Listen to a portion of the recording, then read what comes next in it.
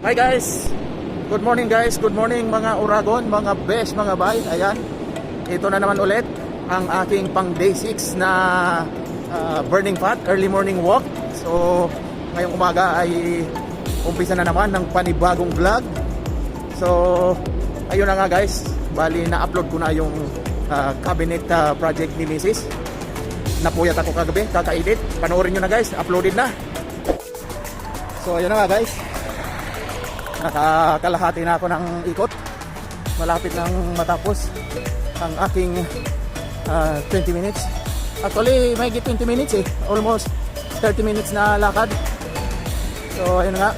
Tuloy-tuloy ko lang to. Pero ewan ko lang kung i-diretso ko to kasi mayroon ng production sa amin eh. Ginawa ko lang to gawa nung wala namang magawa sa trabaho. Walang production. Ngayon mayroon na. Umpisa kahapon. Testingin ko kung kakayanin. Kasi yung ginawa kong ito pang ano lang yun eh, pampalipas ng oras habang walang ginagawa sa trabaho. Kahapon nag-umpisa na yung production, kaya tingnan natin kung kakayanin ng oras. Okay. At siya nga pala mga Uragon, mga besh, mga bay, ayun na nga yung sinasabi ko lagi na kitchen cabinet project ni Mrs. Tapos na. Nahirapan ako mag-edit. Ang haba kasi nung mga video, pinaiksi ko lang. Ginawa ko lang mga 10 minutes kasi mahaba. Ayun. Natapos din. Alas 12 ako nakatulog. Nagising naman ako alas 3. So, medyo 3 oras lang tulog ko. At ito ngayon, magpapawis para sa ating day 6 na burning fat. Okay? So ayan, samahan lang natin ang konting takbo-takbo para matagtag yung mga taba-taba sa tiyan, yung belly fat. So ayun na nga mga Uragon, mga besh, mga bay. Nakabalik na ulit ako sa working area ko. Ngayon, gagawin ko mag-exercise ng konting minuto. Ayan.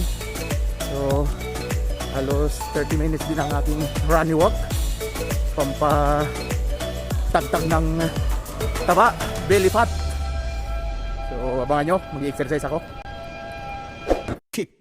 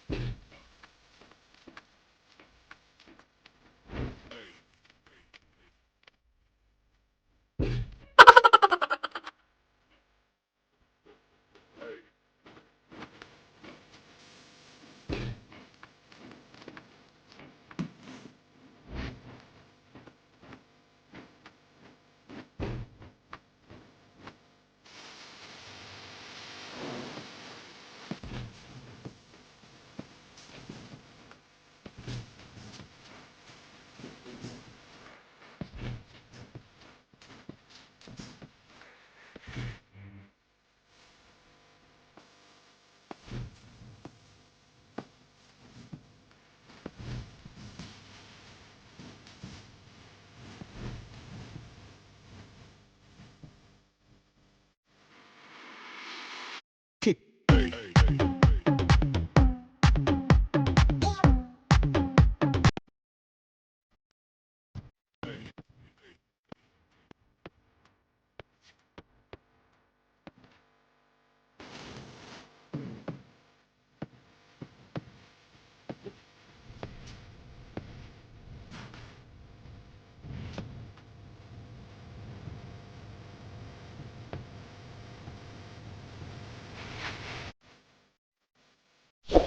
So, ayun na nga guys, mga Uragon, mga besh, mga bay. Tapos na yung aking early morning walk, yung pang day 6 ng aking burning fat. So, dito na magtatapos ang aking vlog mga guys. So, If you like this video, please like and share, and don't forget to subscribe to my channel.